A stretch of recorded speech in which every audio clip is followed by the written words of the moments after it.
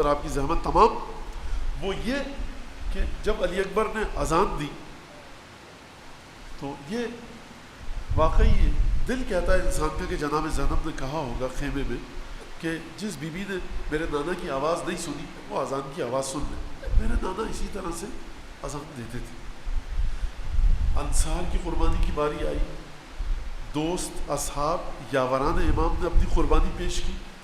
بنی ہاشم کی جب قربانی کی بات آئی تو زیارت ناہیہ کے مطابق سب سے پہلا جو شہید گیا ہے وہ حضرت علی اکبر علیہ السلام گئے، اور روایت کے مقتل کے جملے ہیں کہ جب علی اکبر اذن وغیرہ مانگنے آئے، جنگ کی اجازت مانگنے آئے، تو حسین بن علی نے فوراً اجازت دی، لیکن عجیب کام کیا، وہ کام کیا کہ جو کسی شہید کے ساتھ نہیں کیا تھا۔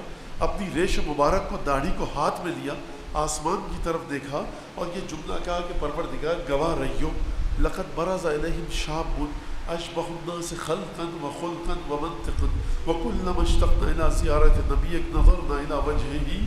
پروردگار اب گواہ رہیو، اس نوجوان کو بھیج رہا ہوں کہ جو گفتار میں، کردار میں، رفتار میں تیرے نبی سے اتنا مشابہ تھا کہ ہم اہل بیت کو جب بھی تیرے نبی کی یاد ستاتی تھی ہم علی اکبر کے چہرے کی طرف دیکھتے تھے۔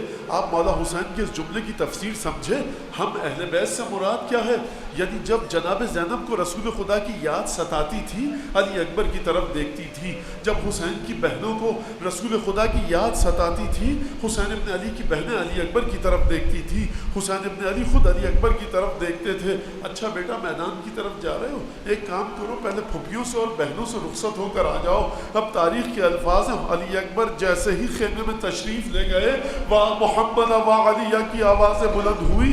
علی اکبر کبھی خیمے سے ایک قدم کو باہر نکالتے ہیں، کبھی دوسرا قدم اندر لے کر جاتے ہیں، کبھی کوئی بی بی ابا کا دامن پکڑتی ہے، کبھی کوئی ہاتھ پکڑتی ہے۔ بیٹا علی اکبر ایک دفعہ اور چہرے کا دیدار کراتے جاؤ۔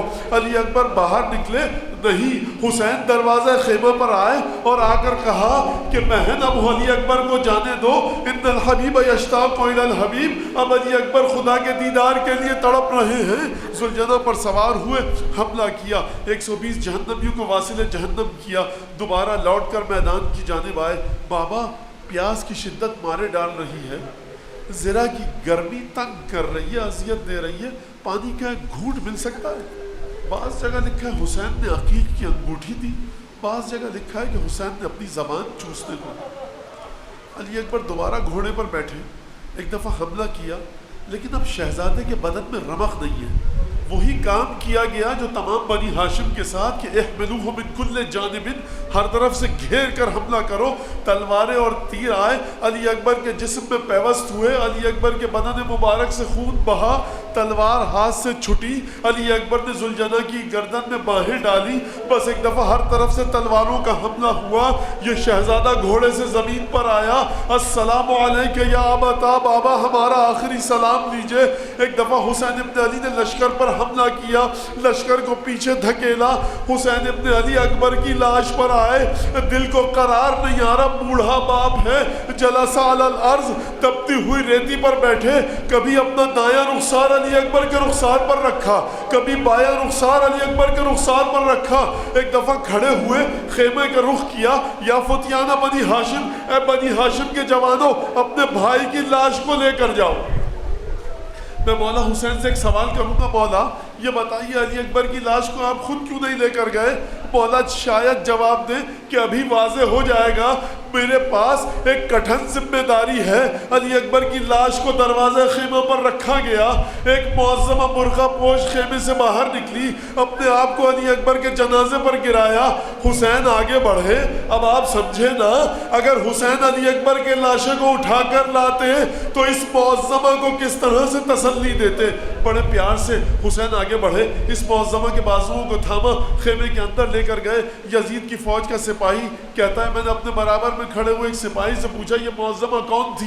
کہا کیا تو نہیں پہچانا؟ کہا برقع پوش معظمہ تھی، میری سمجھ میں نہیں آیا۔ کہا یہ علی کی بیٹی زینب تھی۔ میں دونوں ہاتھوں کو جوڑ کر جناب زینب کی خدمت میں ایک جملہ عرض کروں گا، میں کہوں گا بی بی یہ ظہر عاشورہ تھی، کتنی پیار سے حسین نے علی اکبر کے لاشے سے رخصت کیا۔ ہائے 11 محرم کہ جب زینب کو حسین کے لاشے سے اس طرح سے جدا نہیں کیا جائے گا. کس طرح سے جدا کیا گیا؟ یہ واقعہ ملتا ہے کہ بھتیجیوں نے ایک دفعہ چچا عباس کو آواز دی، چچا جلدی آئیے، ارے ہماری پھوپھیوں کو مار دیا گیا. ارے تازیانے برسا. اللهم كن لوليك الحجة ابن الحسن صلواتك عليه وعلى آبائه في هذه الساعة وفي كل ساعة وليا وحافظا وقائدا وناصرا ودليلا وعيدا حتى تسكنه أرضك طوعا وتمتعه فيها طويلا.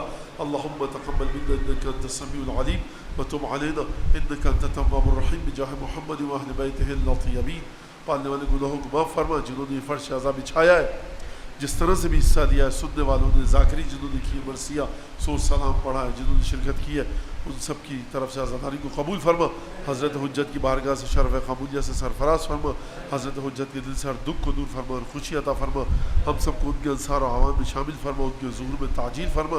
جس نے مجھ سے آپ سے دعا کی درخواست کی ہے کسی بھی حوالے سے، پروردگار حضرت علی اکبر کی صف میں اس کی دعاؤں کو قبول فرما. دعاؤں کی قبولیت کے لیے بلند آواز سے درود بھیجتے ہیں.